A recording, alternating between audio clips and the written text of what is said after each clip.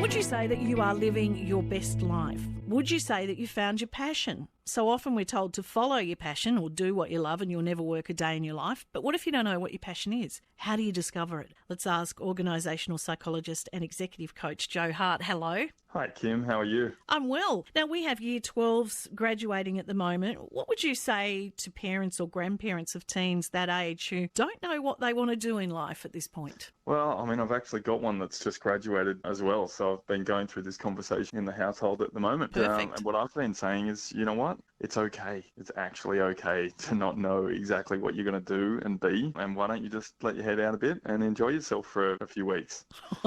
That is some good parenting advice. I love it. But why is there so much pressure? And I've got a niece going into Year 10 and she's already getting a little jittery about the career advisor chat. She has no idea. Why so much pressure on young people to make a career decision when, seriously, just a few years ago they were playing with their toy box? Yeah, sadly, I reckon what us well-meaning parents do, and grandparents for that matter, I think we want the best for them, but actually we don't want them to make the same mistakes we made, potentially. And so we make it all about us rather than making it all about them, which ultimately it should be. And from my perspective, to make it all about them, it's allow them to have the choice. Allow them to make a decision that maybe we don't like, maybe it's unpopular, maybe it's not what we did, or maybe it's what we feel is worse than what we did, but they're adults now.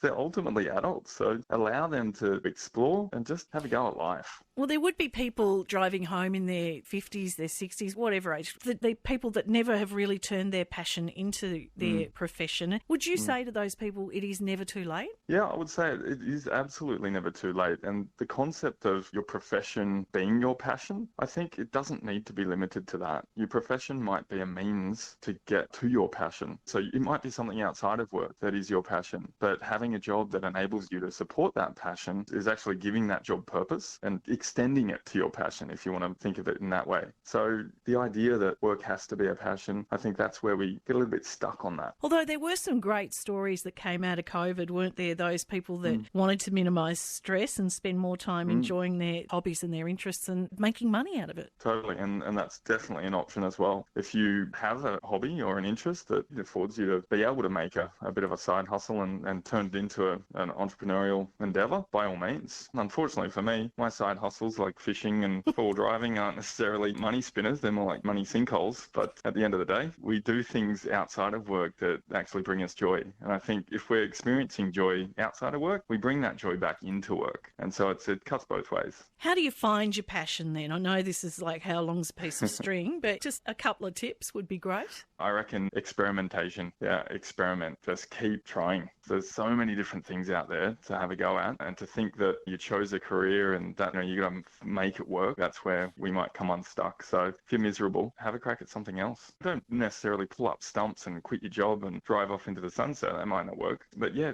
just keep experimenting. Keep trying. Write it down. Come up with a plan. Yeah, maybe. I'm no expert. What I also wanted to ask you is, that was great advice to your child that's just graduated Year 12. So conversely, what would you say to parents? I'd say they are their own people. So while you may have felt as though your gap year or your 5 years seeking out what you wanted to do and working in a retail clothing outlet was a waste of time, it may not be a waste of time for them. Times have changed. The opportunities are different now. So allow them to explore and experiment with what's going to work for them. Otherwise, they're just going to hate you.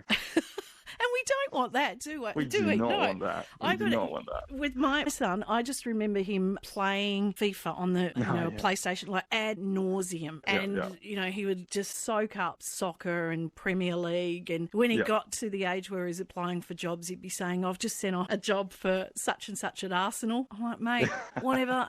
That's great. I remember doing the similar things when I was 16, writing to TV companies saying I wanted to be on television. But what ended up happening, all those years of him soaking up all of that knowledge through FIFA, he ended up being a sports journalist, living in London, working for the Premier League. Well, there you go. So what if I had been a horrible mother, just pulled the power off and said, no, enough, and no, I will not buy you any more FIFA for your Christmas or your birthday, and you will go outside and play or read a book or something? He may never have gone down that path. Well, you know what? And I'll reframe that. You wouldn't have been a horrible mother if you did pull the power. You would have been a mother that everyone would have not judged for doing doing that and said, you know what, fair enough. You're the parent. They're in your house. Pull the power. Go get a job. But the fact that you allowed him to do that for a bit, of course, and then it turned into a passion for him and he explored it and it turned into a career is a testament to allowing everybody to have a go and experiment and see where it leads. Well, he's 29 and he's still playing FIFA.